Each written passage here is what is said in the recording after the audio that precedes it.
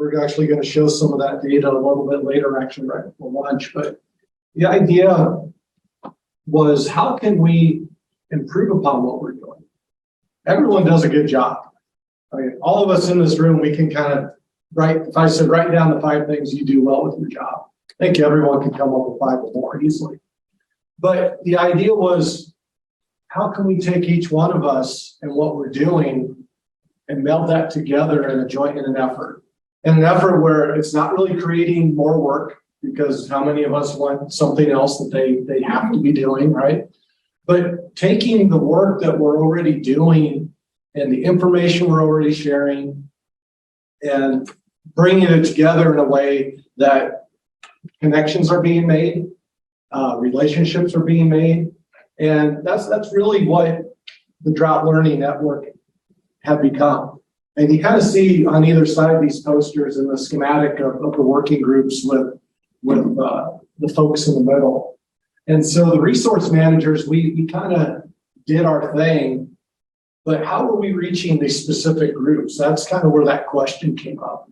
And then the whole idea came up as well, that how do we do this peer-to-peer learning? And I think that was the point when the Drought Learning Network started that really resonated with me, is how can I share what I'm doing with everyone else? Or how can they share what they're doing with me in a way that we're not reinventing the wheel and we're not taking time away from what we need to accomplish, but how can we take that information and not only bring it amongst ourselves in a better way, but then share it with the world? And that's, to me, that's what really resonated, was that peer-to-peer idea. So we talked about, the Climate Hub region, and it's hard to see on the slide here, it's blocking it, but this was kind of 2018, the drought in the region, and we kind of had this area right in the Four Corners and going into Colorado as well, that we really started seeing drought blossom. And that's when our conversations kind of started happening more frequently. Well, how can we start addressing this drought in the region in a way that benefits people and is bringing them the information? And again, how are these resource managers getting their information out to all the right people? Not just getting it out, but getting it out to the right people. And so, again, we were inspired by the 2018 drought, how to address future risk. That, we were already in it. We were knee-deep in the drought situation, but how can we not only assess what was currently going on, but also future risk? And so we had these founding team members with the Southwest Climate Hub, the National Drought Mitigation Center, and also the National Integrated Drought Information System.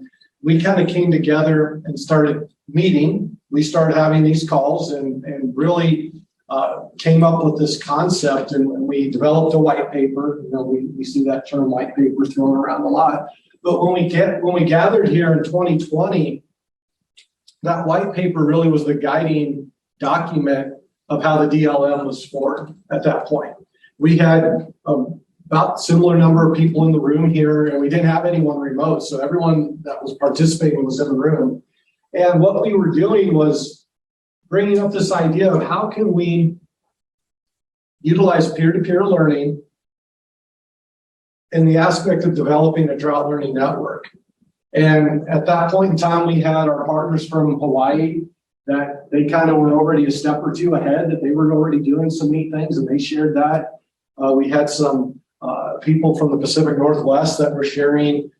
They were more consultants, but what they were doing. And then we kind of had our own experiences too. It's like, well, what was the hub? What was their view on dealing with this? What was NDMC's view? What was NIDAS's view? And so we kind of took those all together, and we had that white paper up in the corner of the room here. And every time we kind of went off the rails a little bit, we said, oh, wait, we got to come back to this white paper of what we wanted to see as our vision for this drought learning network. And that was kind of the guiding force of how we came together. And just throwing up some drought monitor data here for the southwestern U.S.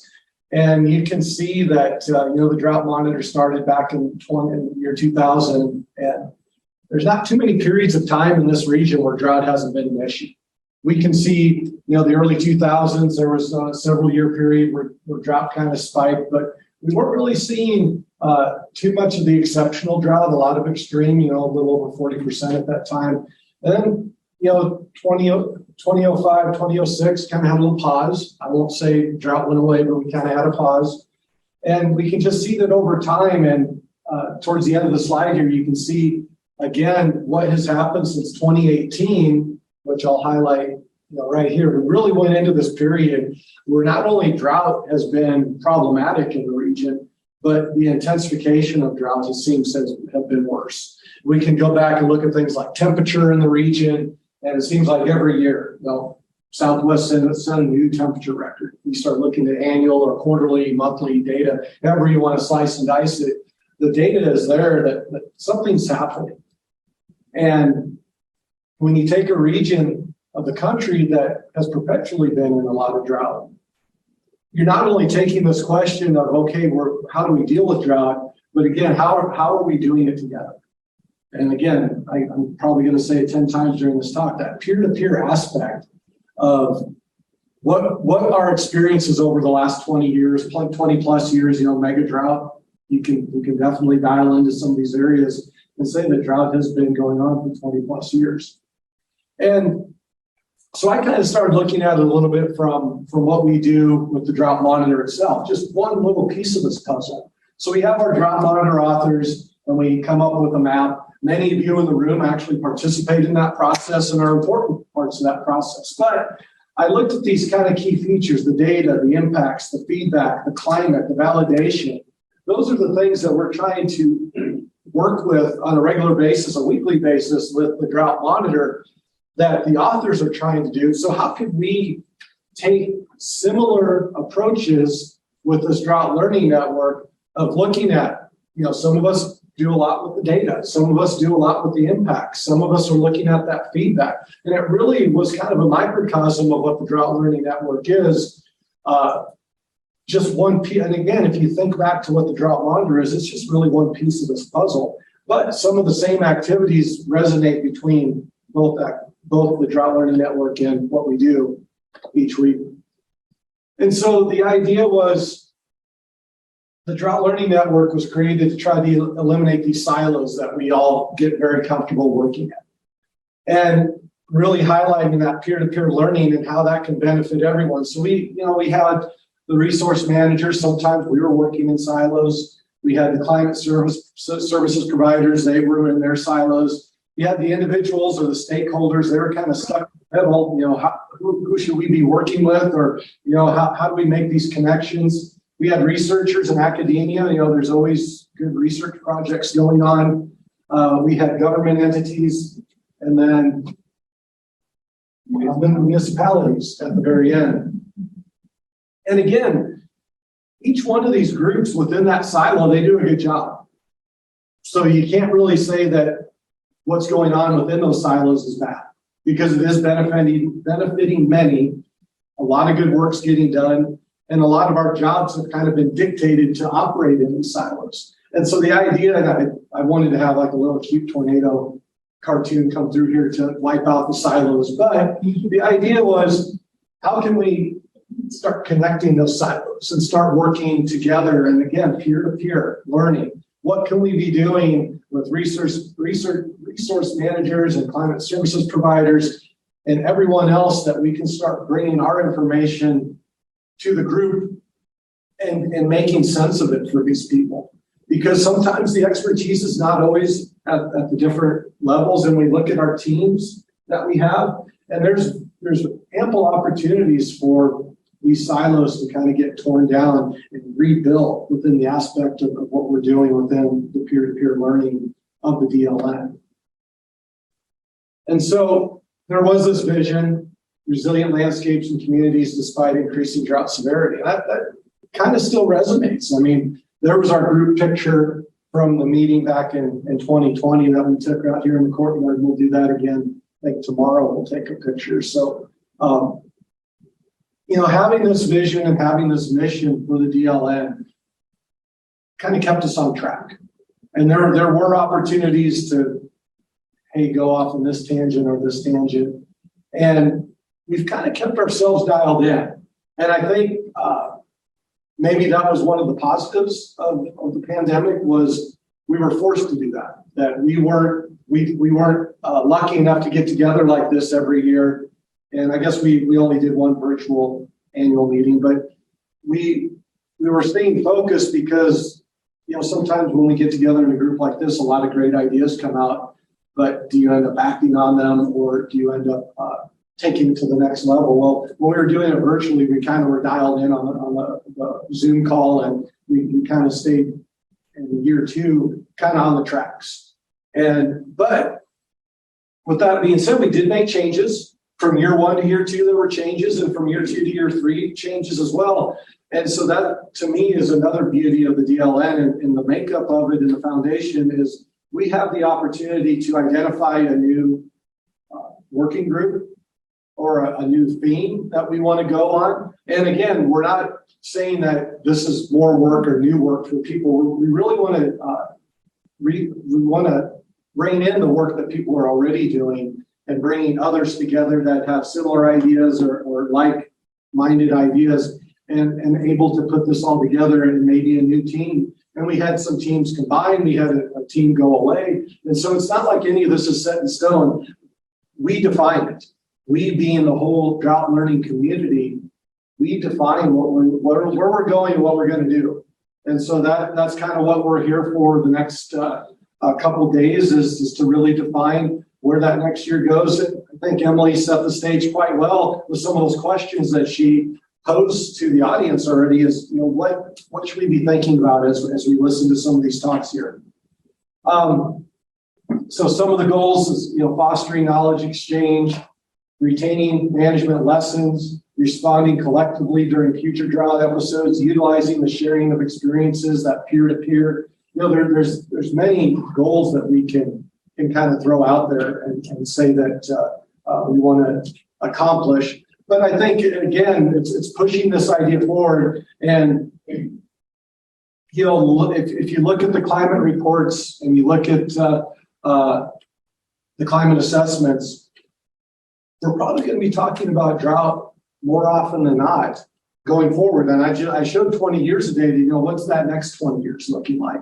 Are we going to magically see something shift or change that is going to catch us off guard? I think it's possible, but the likelihood is probably low. And so some of these problems and issues that have already been identified and we're working with within the working groups, some of them are probably going to become more and more important going forward as the climate continues to do what it's doing, and we have to adjust. So this has been up. I think this is, if we had to come here and show one slide for 2 days, this would be the one I would put up, because it really does show the peer-to-peer learning. It shows the resource managers and the teams working together, as well as all the other groups that are coming together. And to me, this really is our, if we had a flag, that's what would be flying outside. Some of the guidelines that we've established, we want to be inclusive. We want to be culturally aware as well. A lot of times, and just staying on those two right there, a lot of our indigenous people have kind of been left behind when we start having some of these discussions. In the Southwest, it's very important. It's important everywhere, but in the Southwest, we have a lot of indigenous lands and indigenous people that we need to include them.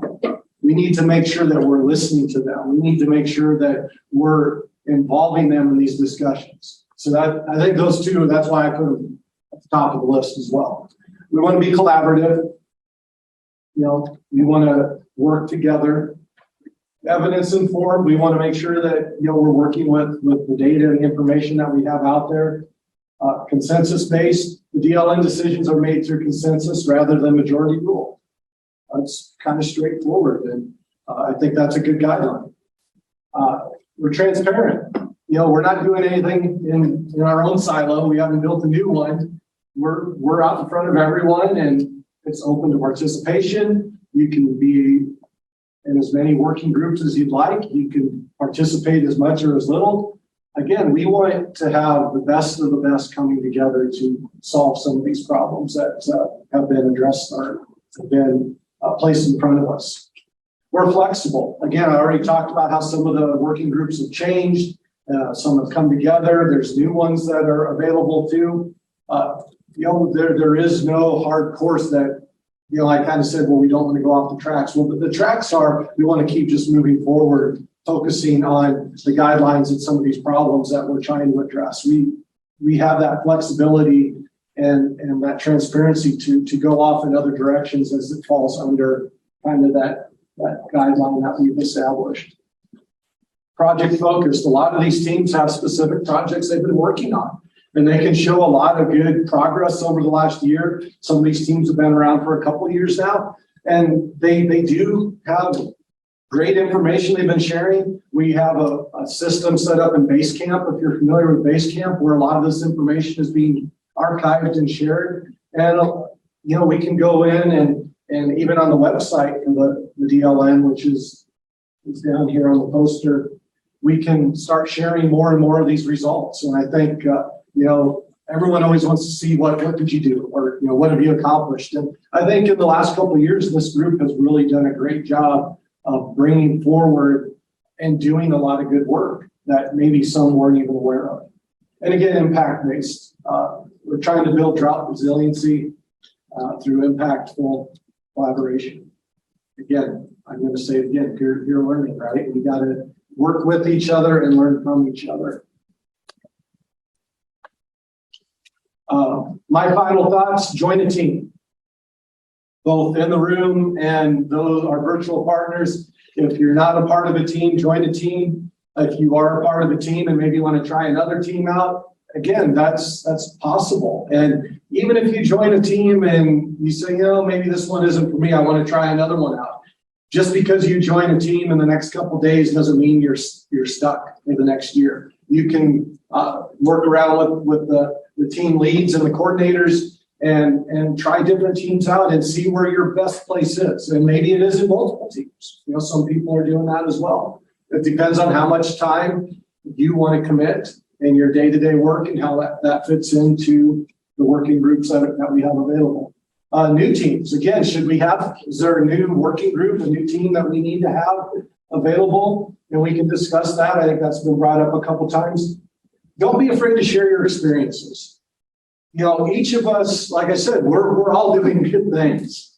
And I know most of you in the room, and I can probably sit down and have a 2-hour discussion with any one of you on something I know you're working on that I want to learn more about. So if I'm that interested, I'm sure within the DLN itself, there's people that want to hear from you. And so please do share. Participate in the DLN events. We have regular quarterly check-ins. We have our annual meetings. The teams themselves get together on various schedules. So participate. And we all know probably can't get to everything, but where you can participate. I think you're going to get more out of the DLN and probably have a little bit more self-initiative, if I can call it that, if you are participating. There's groups that I started on and I wasn't able to keep going on. That's just how it worked. But I kind of feel bad because I think I could add it to some of those discussions. And so, feel free to participate in these events. I think everyone has a voice. So that's my email address. And the cartoon says it's nothing to be afraid of. It's called rain. And that was from the early 2000s. This was in a Nebraska newspaper when we were in some drought in early 2000s in the Central Plains. I think it was August. We finally got some rain and everyone got all excited because we had some precip. Anyway, we do have a couple minutes for questions or comments if anybody wants to share or comment on anything that I said. Yes. I'm sorry, I can ask a lot of questions. Oh, that's what we're here for. I didn't understand. Could you define what a climate resource provider is? That is not a term I'm familiar with. So it'd be similar to an information provider or like even the state climate offices that the information that they're putting out there. Some of them are national entities like the Climate Prediction Center with their outlooks and forecasts that they have. That's what I would call those climate providers. climate services providers, but that'll probably be a better term. We have a question on Zoom from Aaron Miller, soil scientist with NRCS. And this is not specific to the DLN necessarily, but at what point do we stop responding to drought episodes and discuss the current increase in aridity as a function of the new? Yeah, that's a great question. And, when does drought become aridity is an age-old question. We at the NDMC have dealt with that since we existed. And it's not an easy one. I mean, at some point, has the climate changed enough that looking at past events really isn't beneficial because the new, again, we hear the new normal, right, is so much warmer and drier than anything we've seen in the past. Is it becoming aridity versus drought? And I would probably lean on our state climatologist in the room to just kind of see what they've done in their particular states to see if we've reached that threshold. If anyone wants to add to that, but that's kind of where I would go with that question.